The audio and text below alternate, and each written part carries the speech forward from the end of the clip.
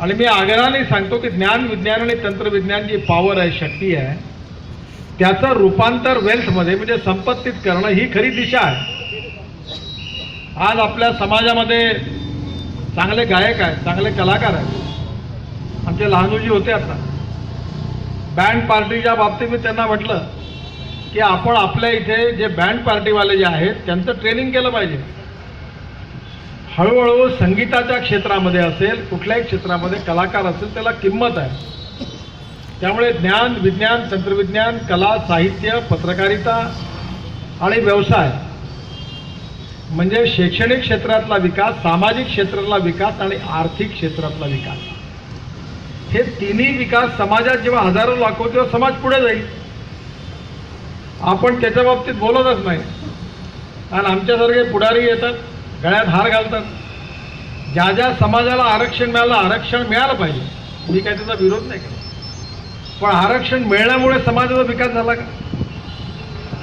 जे मिलिंद माने रागवत नसतील तर सांगतो, जे आरक्षण मिळालं जे इंदोरात राहत होते ते बजाजनगरला राहायला आले.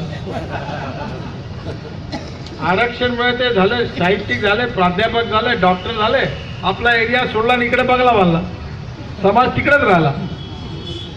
आणि त्याच्यामुळे आता समाजाची सर्वांगीण प्रगती आणि विकास करायचा असेल तर हरीश मोरे साहेबांना माझी प्रार्थना की समाजातल्या सर्व लोकांनी, समाजातला प्रत्येक मुलगा हा पदवीधर झाला पाहिजे. समाजातला गरीब मुलगा असेल तो इंजिनियर झाला पाहिजे. तुम्ही घेऊन या माझ्याकडे, ज्याला इंजिनिअरिंग कॉलेजला मेडिकलला ॲडमिशन नसेल मिळत आम्ही मिळवून देऊ. त्याची शिक्षणाची व्यवस्था नसेल त्याला स्कॉलरशिप मिळते. आमचे मंत्री महोदय या ठिकाणी बसले, त्यांनी आदिवासी विभागातल्या मुलांना, दलित समाजातल्या मुलांना पायलट बनवलं. दिल्लीमध्ये मुलं शिकायला आले. मग आपल्या समाजातले मुलं पायलट का नाही बनत? पोलीस ऑफिसर का बनत नाही? कलेक्टर का बनत नाही? SDO का बनत नाही? साहित्यिक का बनत नाही? उद्योगपती का बनत नाही? हे कोणी करा, हे आम्ही करणार नाही. तुमची अपेक्षा खोल आहे. कोणी नेता मदत करू शकतो, पण नेत्यांच्यामुळे समाजाचा विकास होतो ही खरी गोष्ट नाही आहे. तुमचा विकास तुम्हाला करायचा आणि आमच्यासारख्या लोक तुम्हाला मदत करायला तयार आहे. आता मी त्या ठिकाणी डिजिटल लायब्ररी सुरू केली, पण तुम्ही तिथे कोणी मुलं वाचायलाच नाही आले पुस्तकं, तर मी उपयोग काय? मी दिले कॉम्प्युटर, पण शिकलेच नाही कोणी. कुठे गेले कॉम्प्युटर आता मला माहिती नाही, पण मी तिकडे दिले.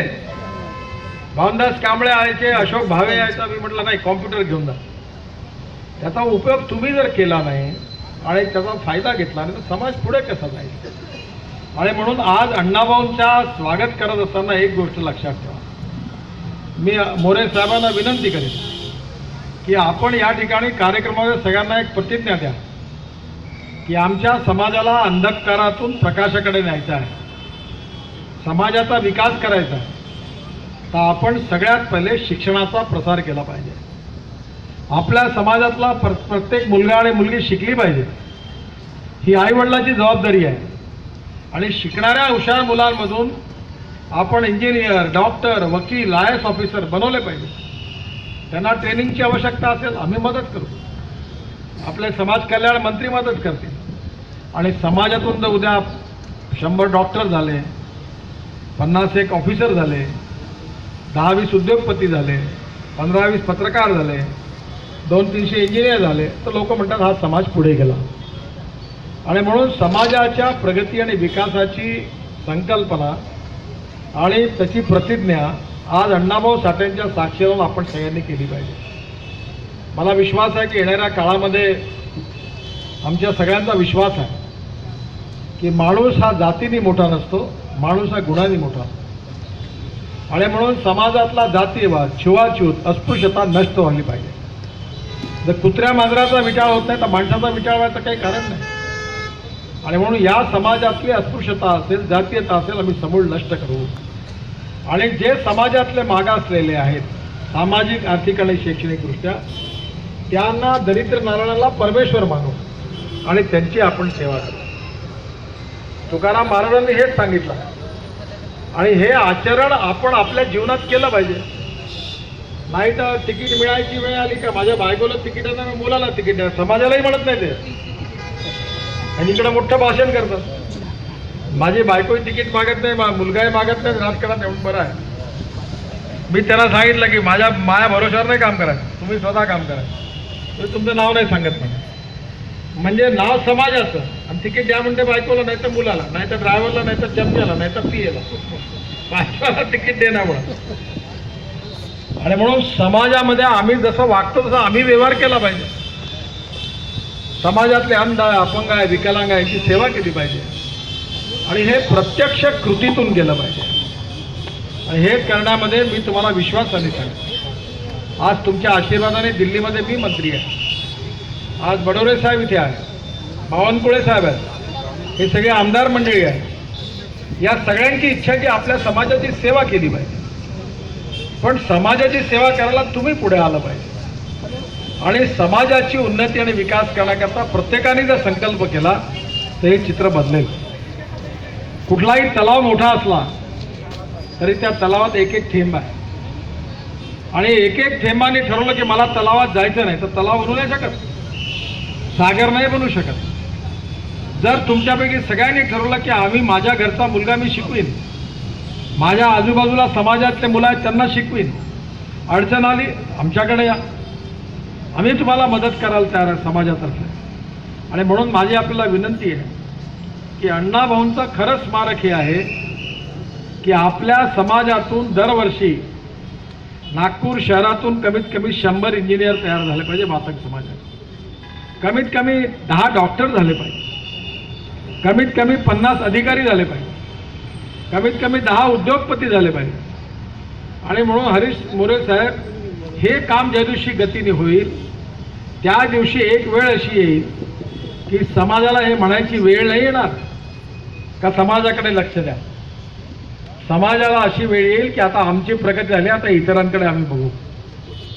आणि म्हणून ही प्रगती आणि विकास तुमचा झाला पाहिजे, ही संकल्पना आज अण्णाभाऊंच्या या अभिवादन करत असताना आपण सगळ्यांनी हा संकल्प करावा. महाराष्ट्राचे मंत्री राजकुमारजी बडोले या ठिकाणी उपस्थित आहेत, समाज कल्याण मंत्री आहे, त्यांनी चांगल्या चांगल्या योजना आणलेल्या आहेत. बावनकुळे साहेब प्रभावी मंत्री आहे, आमचे प्रवीण दटके या ठिकाणी लोकप्रिय आहे, पण आता सांगितलं तरी 1 महिन्यात काम सुरू करतो. म्हणजे तुमच्याकरता तर आता ही जागा मिळाल्या म्हणजे समाजाचा विकास होईल याची गॅरंटी तर तेही देऊ, पण जागा मिळून विकास होत नाही हे मानणाऱ्यापैकी मी आहो. समाज भवन मी माझ्या आमदार फंडातून बांधले, खासदार फंडातून बांधले, अजूनही सुरूच आहे. त्या समाज भवनामध्ये माणसं जात नाही, कुत्रे खेळतात. जे सत्य आहे ते तसं आहे. आणि म्हणून आपल्या सगळ्यांनी आमचा उपयोग केला पाहिजे आणि समाजाचा विकास झाला पाहिजे. आज महानगरपालिका आपली आहे, आज महाराष्ट्र जिल्हा परिषद आपली आहे, आज आपली पंचायत समिती आपल्या आहे, महाराष्ट्रात राज्य आपलं आहे, दिल्लीत राज्य आपलं आहे. देवेंद्र फडणवीस साहेब आपल्या शहराचे महाराष्ट्राचे मुख्यमंत्री आहेत. आम्ही सगळे तुमच्या मागे उभे आहोत, पण समाजाच्या विकासाचे कार्यक्रम तुम्ही सांगा कोणते ते घेऊन या. आम्ही सगळेजण पूर्ण शक्तीनिशी तुम्हाला पूर्ण मदत करायला तयार, हा विश्वास देण्याकरता मी आलो. आजचा दिवस हा सगळ्यांकरता अतिशय चांगला आहे. मी अण्णाभाऊंच्या स्मृतीला अभिवादन करतो आणि तुम्हाला विनंती करतो की अण्णाभाऊंच्या साक्षीने आपल्या समाजाच्या विकासाकरता तुम्ही आम्ही सगळेजण मिळून आपण जोरात काम करायला सुरुवात करू. सरकारचा उपयोग घेऊ, महानगरपालिकेचा उपयोग घेऊ, जिल्हा परिषदचा उपयोग घेऊ, केंद्र सरकारचा उपयोग घेऊ. तुम्ही सांगाल त्या गोष्टी सगळ्या गोष्टी आपल्या मागे आम्ही उभ्या करू आणि आपण या समाजातला अंधकार नाहीसा करू, गरिबी नाहीशी करू, भूकमरी नाहीशी करू, अज्ञान नाहीसं करू, अशिक्षितपणा नाहीसा करू आणि आपण समाजामध्ये आपल्या समाजाला पुढे नेण्याकरता प्रयत्न करू. असा संकल्प आजच्या दिवशी आपण सगळ्यांनी करावा. आणि माननीय मोरे साहेब, तुमच्या या सर्व कार्यक्रमामध्ये आम्ही पूर्ण शक्तीने तुमच्या मागे उभं राहू. तुम्ही जागेचा उल्लेख केलेला आहे, मला माहिती नाही की जागा NITIची की महानगरपालिकेची कोणाची आहे, पोलीसची आहे,